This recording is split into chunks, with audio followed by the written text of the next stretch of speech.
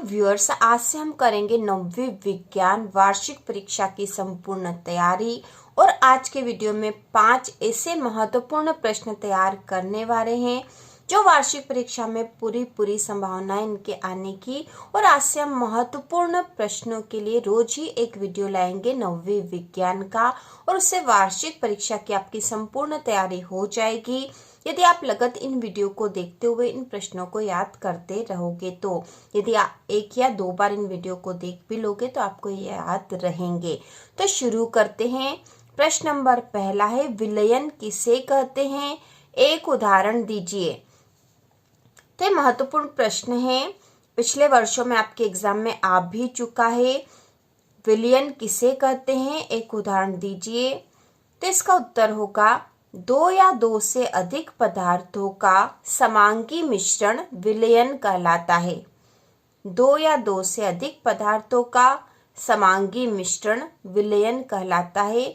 और इसका उदाहरण है नमक व जल का विलयन। ठीक है, नमक और जल को जब मिला देते हैं तो एक विलयन बन जाता है, तो इसे ही विलयन कहते हैं। 2 या 2 से अधिक पदार्थों का समांगी मिश्रण विलयन कहलाता है। तो बहुत आसान है यह प्रश्न, और इस तरह से आप लिखोगे पूरे 2 नंबर मिलेंगे, क्योंकि उदाहरण सहित लिखना है तो हमें यहाँ उदाहरण लिखना पड़ेगा, तो ही हमें पूरे 2 नंबर मिलेंगे। इसके बाद अगला प्रश्न है, टिंडल प्रभाव किसे कहते? उदाहरण सहित समझाओ। तो ये जो 5 प्रश्न हम कर रहे हैं 2-2 नंबर के प्रश्न हैं। 2-2 नंबर के कुल 12 क्वेश्चन आएंगे जो कि 24 नंबर के होंगे, बहुत ही महत्वपूर्ण है। इसके साथ ही हम वैकल्पिक प्रश्नों की तैयारी भी शुरू कर देंगे बहुत ही जल्दी। तो प्रश्न है, टिंडल प्रभाव किसे कहते हैं? उदाहरण सहित समझाओ। तो इसका उत्तर है, किसी कोलाइडी विलयन में उपस्थित कणों द्वारा प्रकाश का प्रकीर्णन होने की परिघटना टिंडल प्रभाव कहलाती है। किसी कोलाइडी विलयन में उपस्थित कणों द्वारा प्रकाश का प्रकीर्णन होने की परिघटना टिंडल प्रभाव कहलाती है। इसका उदाहरण है, एक कमरे में छोटे छिद्र के द्वारा जब प्रकाश की किरण आती है तब वहां टिंडल प्रभाव होता है। किसी कमरे में जब किसी छोटे छिद्र के द्वारा प्रकाश की किरणें आती है तो उस कमरे में मौजूद धूल के कण हमें स्पष्ट दिखाई देने लग जाते हैं, और यही टिंडल प्रभाव होता है। इसके बाद अगला प्रश्न है, स्टोमेटा के 2 कार्य लिखिए। ठीक है, स्टोमेटा के 2 कार्य लिखिए। कभी कभी स्टोमेटा को रंध्र भी लिखा हुआ आता है, रंध्र। ठीक है, रंध्र। तो स्टोमेटा या रंध्र, पत्तों में जो छोटे छोटे छिद्र होते हैं उसे कहा जाता है। स्टोमेटा के 2 कार्य हमें यहाँ लिखना है। पत्तों में जो छोटे छोटे छिद्र होते हैं वो क्या कार्य करते हैं ये हमें बताना है। तो इसका उत्तर है, गैसों का आदान प्रदान करना। स्टोमेटा गैसों का आदान प्रदान करने का कार्य करते हैं मुख्य रूप से। दूसरा है, पौधों में जल संतुलन को बनाए रखना। तो स्टोमेटा के 2 कार्य बहुत आसान है। पहला है गैसों का आदान प्रदान करना, दूसरा है पौधों में जल संतुलन को बनाए रखना। इसके बाद अगला प्रश्न है, त्वरण किसे कहते हैं? इसका सूत्र एवं मात्रक बताइए। तो यहाँ पे जो प्रश्न है इसमें हमें इसका सूत्र मात्रक भी बताएंगे तो हमें पूरे अंक प्राप्त होंगे। तो सबसे पहले हम लिखेंगे त्वरण किसे कहते हैं।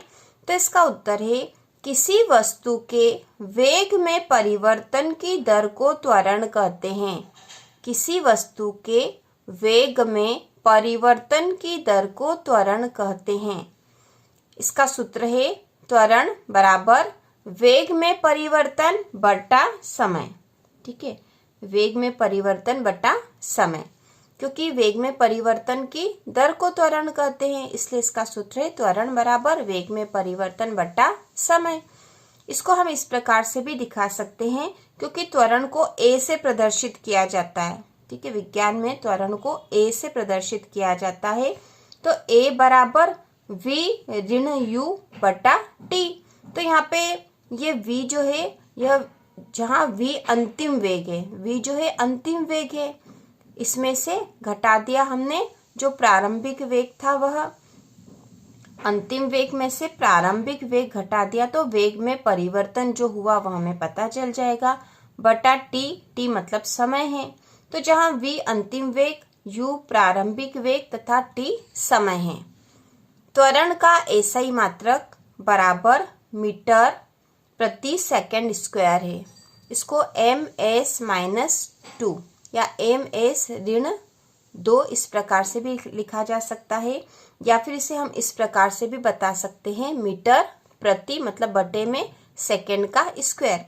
ये जो सेकंड की घात 2 है, यदि हम इसे ऊपर ले आएंगे तो ये ऋण की हो जाएगी, इसलिए यहाँ पर मीटर को m से प्रदर्शित करते हैं, सेकंड को s से प्रदर्शित किया जाता है। तो यहाँ पर इस प्रकार से लिखा है ms, इसकी घात है ऋण का 2, और वास्तव में यह इस प्रकार से है मीटर प्रति सेकंड का वर्ग, इस प्रकार से दिखाया जाता है। इसके बाद अगला प्रश्न है, एक समान वृत्तीय गति किसे कहते हैं? एक समान वृत्तीय गति किसे कहते हैं?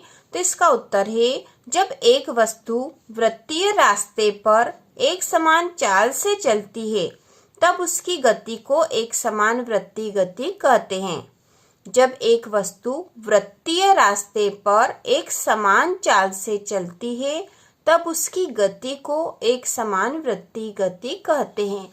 तो इस प्रकार आज हमने विज्ञान के 5 महत्वपूर्ण प्रश्न याद करें 2-2 नंबर के, और इस प्रकार हम विज्ञान की रोज ही तैयारी करके संपूर्ण तैयारी कर लेंगे, जिससे वार्षिक परीक्षा में आपके पूरे में से पूरे अंक प्राप्त होंगे। तो इसी प्रकार के और वीडियो देखने के लिए, कक्षा 9वीं की संपूर्ण तैयारी के लिए चैनल को सब्सक्राइब कीजिए।